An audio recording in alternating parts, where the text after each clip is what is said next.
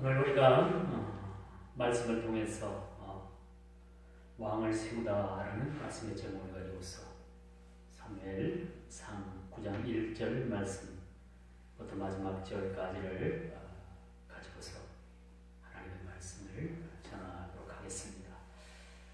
하나님을 부르시면은 인간이 지향하는 바가 아니고 전적인 하나님의 뜻이 반영이 된다고 볼 수가 있습니다. 하나님께서 어떤 일을 계획하시고 또 어떤 일들을 행하실 때에는 하나님의 전적인 주관대로 일을 행하시는 분이시다. 사람을 세우건 어떤 일을 하건 그것은 하나님께서 하신 일이지 인간이 하나님이 하시는 일에 대해서 이러쿵 저러쿵 할 그런 처지는 아니다라는 것을 말씀드릴 수가 있겠죠. 오늘 한 사람을 부릅니다. 그가 누구냐 하니까 베냐민 지파 기스라 이름하는 유력한 사람이 있었으니, 그치? 이 사울의 아버지를 그렇게 소개를 하고 있고, 베냐민 지파 사울 가문의 족보를 그렇게 논하고 있음을 우리가 보게 됩니다. 그리고 그 기스라는 사람에게 아들이 있으니 그의 이름은 사울이라. 그리고 그 모습이 준수한 소년이라. 그는 체격이 아주 몹시 컸고 또 다른 사람들에 비해서도 그런 모습이 수려했던 것을 우리가 보여줍니다. 하나님께서 한 왕을 세우시기 위해서, 이스라엘의 초대 왕을 세우기 위해서 한 사람을 택하고 한 사람을 부르게 되는데, 오늘 본문 초두에 사울이라는 장차 이스라엘의 초대 왕이 될 그런 인물에 대해서 아주 자세하게 소개를 하고 있죠. 우리가 어떤 직장을 입사를 하기 위해서 이력서를 내는데도 그 이력서에 자기의 태어난 날짜, 또 자기가 어느 학교에서 공부를 한 것과 또 학위가 있으면 또 무슨 학위가 있는가, 또 무슨 전문 자격증이 있으면 무슨 전문 자격증을 그렇게 표시하도록 되어 있습니다. 예전에는 그 이력서에 어디 출신이냐, 만약에 충청북도 출신이라면 충북, 충남 출신이라면 충남, 서울 출신이라면 서울, 그렇게 기록을 이렇게 그렇게 있었어요. 이력서에 이렇게 많은 신상 정보를 그렇게 요구를 하죠. 또 옛날에는 그 이력서를 보면 종교라는 것이 있는데, 거기에 종교란에 기독교면 기독교, 종교가 없으면 무, 그렇게 쓰기도 했어요.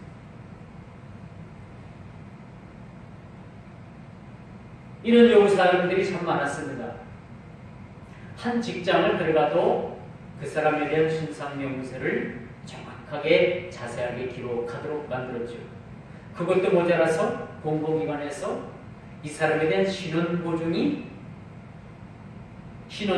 떼어서 그것을 제출하게끔 되어 있었죠. 이 상당히 어려운 시절이었어요.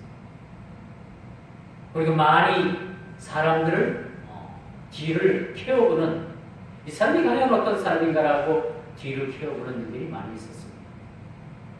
오늘 하나님께서 세우시고자 했던 한 사람 사울에 대한 가문, 그의 조상, 그 아버지, 사울에 대한 그 외모, 이런 것들에 대해서 상세하게 기록을 하고 있다는 것이죠. 오늘 우리 본문 첫 절 본문에 보니까 2절 중반절에 그런 말씀을 하죠. 준수한 소년 사울에 대해서 그렇게 말씀합니다. 준수하다. 뭐 흠잡을 것도 없고 외모도 수려하고 인격도 좀 된 것 같고, 이런 조건을 내세워서 여러분 하나님께서 참 세운다라면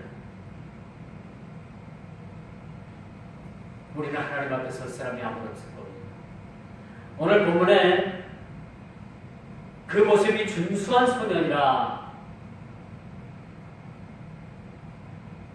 또 모든 백성보다 어깨 위만큼 더 컸더라라는 그런 외모에 대해서 그렇게 지적을 합니다. 우리가 어떤 이렇게 오해할 수가 있어요. 아, 하나님께서는 이렇게 준수한 사람들을 세우시고 또 이렇게 외모가 수려한 사람들을 세우니까 그렇게 생각할지도 모르지만은 이것이 하나님께서 내세우는 조건은 될 수가 없다는 얘기죠. 사람을 세운다면 거기에 합당한 인간은 지구상에 존재하지 않을 것이죠. 어느 누가 하나님께서 세울 만한 그런 합당한 그런 사람으로서 자격을 갖추고 있을까요? 없다는 얘기입니다. 그 무엇보다도 하나님께서는 인간을 긍휼을 먼저 생각하신 것이고 은혜 아니면은 아니다는 얘기죠. 인간을 먼저 헤아리신다는 것은 하나님의 전적인 은혜입니다. 저와 여러분들이 하나님의 백성이 되고 또 천하보다도 하나님께서 귀한 직분들을 허락하여 주시고 또 하나님 자녀 삼아 주신 것은 전적인 우리에게 있어서 자격이 있는 것이 아니라 전적으로 하나님께서 우리를 택하시고 우리에게 은혜를 베푸시는 전적인 하나님의 은혜가 아니면 이것은 설명되어질 수 없는 말씀이라고 우리가 살펴볼 수가 있겠죠.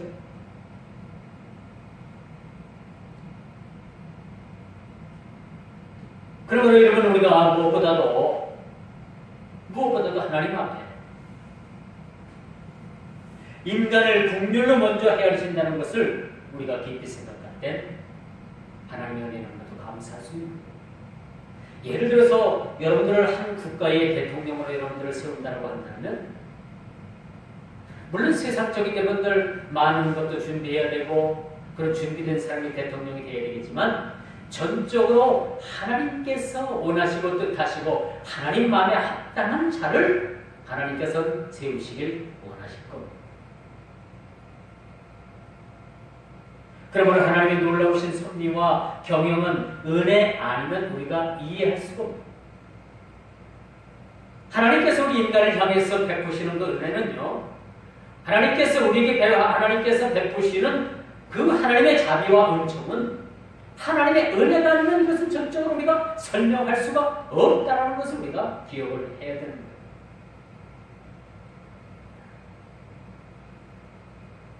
그리고 전적으로 하나님의 은혜가 아니면 소용이 없는 것입니다. 아무리 우리가 많은 스펙을 쌓고 아무리 많이 준비를 하고 아무리 많은 어떤 권력을 가지고 있고 준비가 됐다 하더라도 하나님의 은혜가 아니면 아무것도 소용이 없는 것이죠.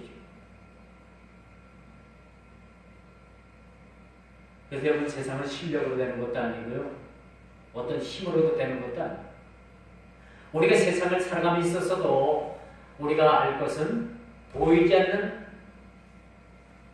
하나님의 섭리와 손길이 작용하고 있다는 것을 우리가 늘 염두에 둡니다. 우리가 인간 과학으로, 인간 이론으로 인해 가지고 이것이 정확하게 소수점 하나까지 맞아떨어질지 모르지만은 그 일에 하나님께서 간섭하시고 하나님께서 하나님의 힘에 의해서 그것이 이루어지고 아니 이루어지는 것은 전적인 하나님의 뜻에 달려있다는 것을 우리가 기억을 해야 되는 것입니다. 세상에 능력 있는 자들이 부수겠습니다. 하필이면 저와 같은 미숙아로 태어난 것 같은 존재를 사랑하시고 부르셨을까? 또 부르시고 세우셨을까라는 걸 생각하면요, 이것은 전적인 세상을 우리가 준비만 해서는 된다고 볼 수가 없는 것이죠. 하나님의 은혜가 우리 삶 가운데 작용을 해야 되는 거예요. 하나님의 은혜가 우리 삶에 전적으로 이것이 작용되어야지만이 하나님의 섭리와 하나님의 경륜이 우리를 이끌어 가실 때 진정 우리는 하나님의 사람들로 일컬음을 받을 수가 있다는 것이죠. 오늘 본문에 보니까 사울의 가정이 소개되고 있어요. 어느 지파이며 부모 이름은 뭐며 그들의 조상들의 족보가 어떻게 되는가. 또 그리고 본문 기자는 사울을 준수한 사람으로 표현해주고 있습니다. 처음부터 여기까지는 인간의 기준입니다. 사울이 이 정도 되니까 이스라엘의 초대 왕이 될 만도 해 라고 우리가 인간적인 생각으로 생각할 수 있지만 하나님은 그렇게 생각하지 않는다는 겁니다. 이런 조건을 갖췄다고 해서 하나님께서 사울을 부르셔서 이스라엘의 초대 왕으로 세운 것은 절대 아니라는 얘기죠. 이렇게 호의적으로 사울에 대한 이력을 기록하고 있어도 하나님 편에서는 한없이 부족한 것이 우리 인간의 편이라는 사실을 기록을 해야 됩니다. 본문을 읽는 우리 독자들은 마치 그 사울이 기공자처럼 보이죠. 좋은 가문에 라헬이 낳은 그 베냐민 지파, 베냐민이라는 그 지파에 거기서 이스라엘의 초대 왕이 난다라는 것, 이건 대단한 영광이라고 우리가 볼 수가 있겠죠. 여기서 사울의 수려한 외모, 준수한 성격, 마치 다윗이 가장 사랑했던 자식 압살롬의 모습과 아주 흡사한 모습을 우리가 보여주고 있다는 거죠. 압살롬도 어떻겠어요? 다윗으로부터 칭찬을 많이 받고 총애를 받았던 아들입니다. 그 자식이 그 아비를 다윗을 배반을 합니다. 그래서 그가 처참한 죽임을 당하죠.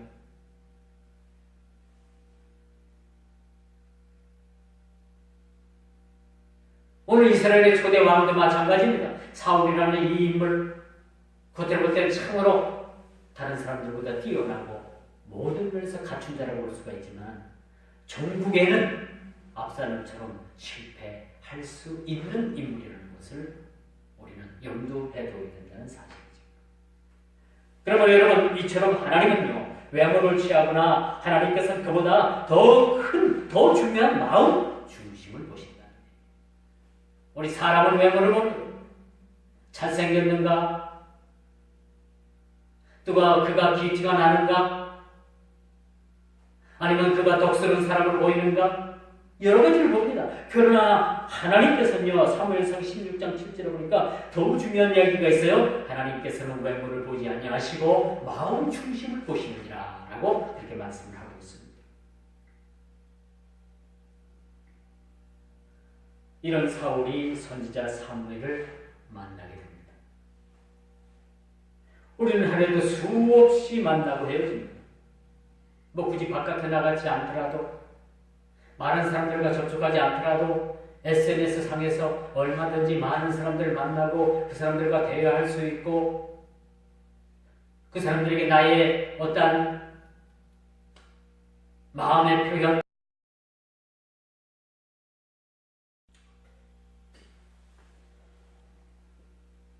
그래서 우리는 하루에도 수없이 많은 사람들을 만나고 또 많은 사람들과 헤어집니다.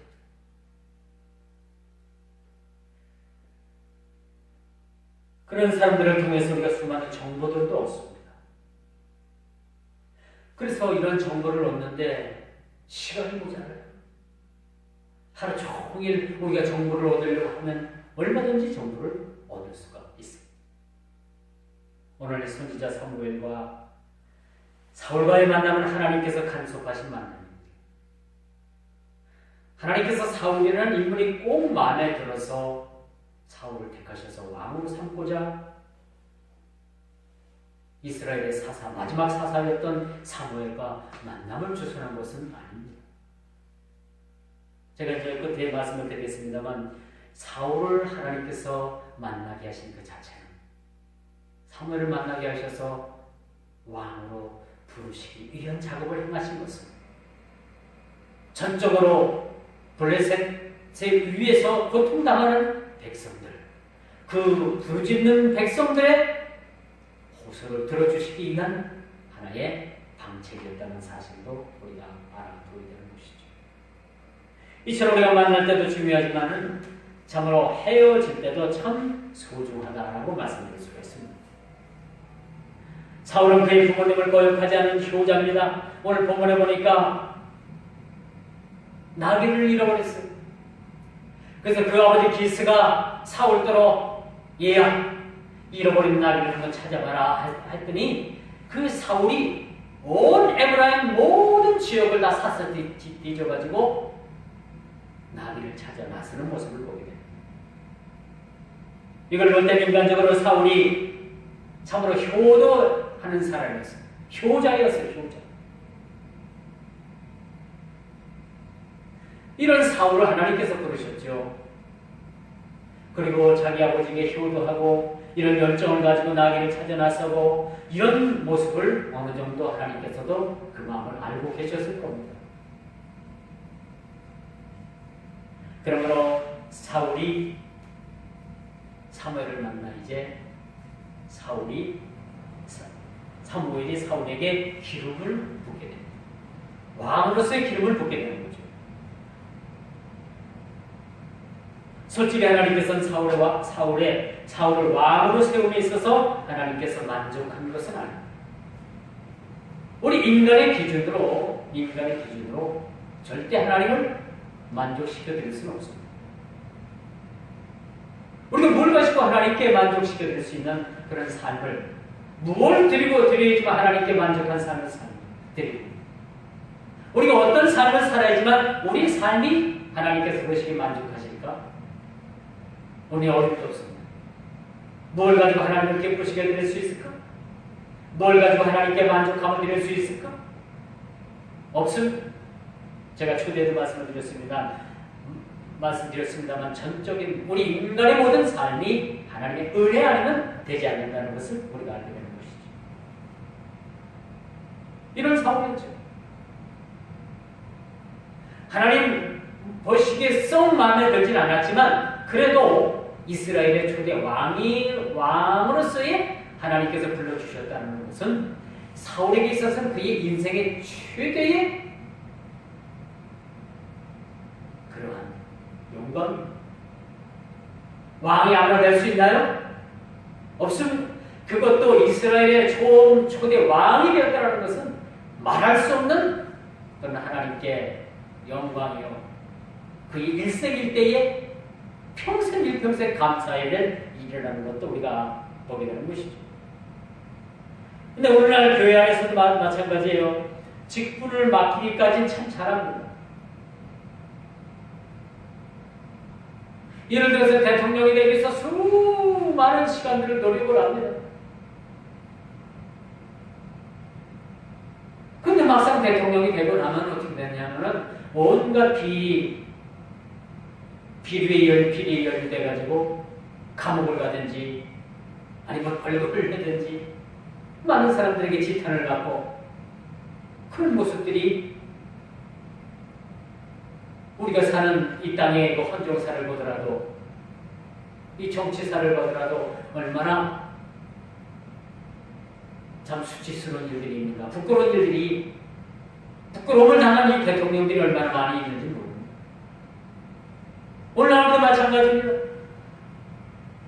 예를 들어서 교회의 중요한 중책의 직분을 맡기까지 전까지는 참 너무나도 겸손하고 너무나도 예의 바른 사람인데 막상 중책을 맡고 나면 그 마음이 180도 변해버리는 사람들이 많이 있음을 우리가 보게 되는 것이죠. 참 한결같은 마음을 갖기란 그렇게 쉽지 않은 모양입니다. 이런 우리 남나기를 찾는 심정으로 백성들을 돌보며 아버지의 요구에 순종하는 사람으로 끝까지 남기를 하나님께서는 원하셨고 사울을 부르신 목적이기도 했을 것입니다. 오늘 초대의 말씀이 참 중요해요. 아버지의 마음에 아버지께서 명하시는 것을 순종해서 오늘이라는 산지를 다 뒤졌고 아버지의 요구에 순종을 했으며 하나님께서는 이런 마음을 가지고 사울이 끝까지 남기를 원하셨다는 것을 우리가 보게 되는 것이죠. 이제 사울이 왕으로 세워짐으로써 인해서 사사시대가 종결되고 군주제의 정치로 들어서게 됨을 우리가 보게 되는 것이죠. 또 다른 역사의 단면을 추격케 하는 시점을 오늘 성경 말씀을 통해서 우리가 찾아보게 되는 것입니다.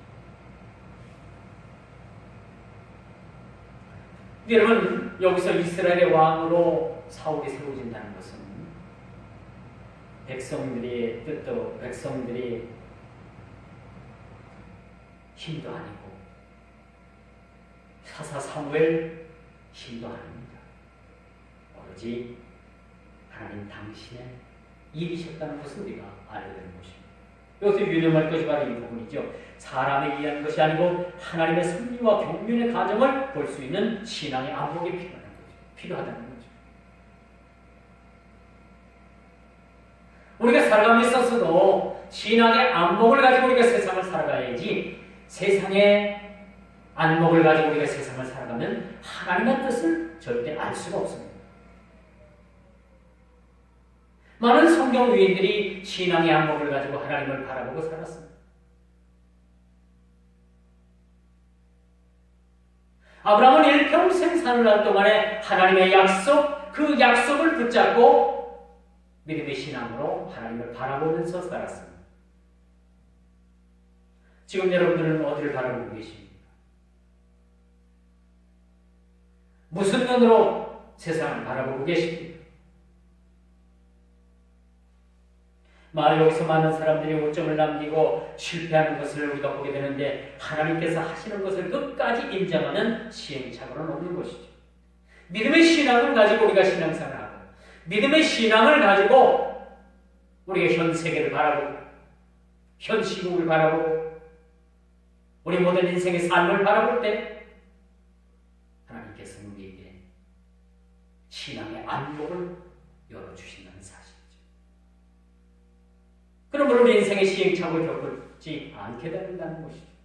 우리가 종종 인생의 시행착오를 겪는 일이 무엇이 있다고 생각을 합니까? 믿음의 신앙의 그런 안목을 가지고 우리가 세상을 바라보는 것이 아니라, 그렇게 세상을 사는 것이 아니라 세상적인 정욕, 안목, 체면, 염치, 자존심, 이런 세상적인 것들을, 그런 안목으로 우리가 세상을 바라보고 살아가기 때문에 우리는 여전히 실패할 수밖에 없고 시행착오를 겪을 수밖에 없다는 것입니다.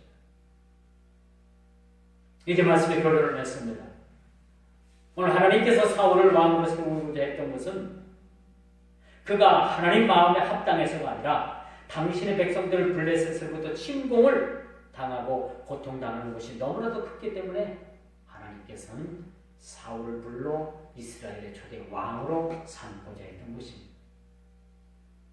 우리가 이것을 알 것은 초대도 제가 지적했듯이 왕으로서의 자격이 있어서 초대 왕으로 사울을 세웠던 것이 아니라 그것은 전적인 하나님의 은혜라는 것이죠. 우리도 마찬가지입니다. 하나님께서 우리를 불러주시고 하나님의 거룩한 백성으로 우리를 삼아주시고 우리를 지금까지 이 자리까지 오게 해주신 것도 전적인 하나님의 은혜입니다.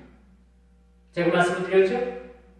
우리 모두는 어떠한 단계든지 어떠한 모습이든 간에 하나님의 은혜 아니면은 우리 인생이 설명될 수 없다고, 하나님의 은혜가 아니면은 우리 모든 전적인 삶이 설명될 수 없다는 것을 우리가 기억을 해야 합니다. 그러므로 우리가 하나님 앞에 부름받고 하나님께서 지금까지 우리를 지켜주시고 여기까지 우리를 세워주시고 앞으로 우리를 인내주실 그 하나님 앞에 한 가지 여러분들에게 아주 적절한 성경의 말씀을 표현해 줄 말씀이 한 구절이 있습니다. 고린도전서 10장 12절에 보니까 그런즉 선줄로 생각하는 자는 넘어질까 조심하라. 이스라엘의 초대 왕으로 세움받았던 사울에게 이 말씀이 꼭 필요한 말씀 같습니다. 아니, 오늘 사는 저와 여러분들에게도 이 말씀이 꼭 필요한 말씀이라고 생각을 합니다.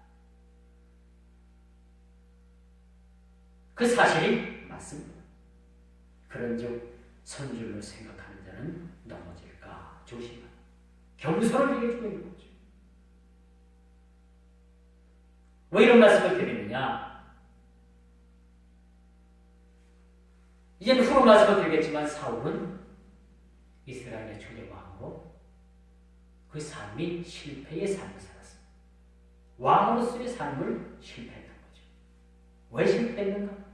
그가 준수했고 외모도 수려했고 그 아버지에겐 효자였고 자기가 사는 지역 에브라임 지역을 온통 다 뒤져서라도 아버지 기스라는 그 아버지의 말에 순종하고자 했던 사울이었는데 왜 나중에는 왕으로 세움을 받아서 그가 실패할 수밖에 없을까?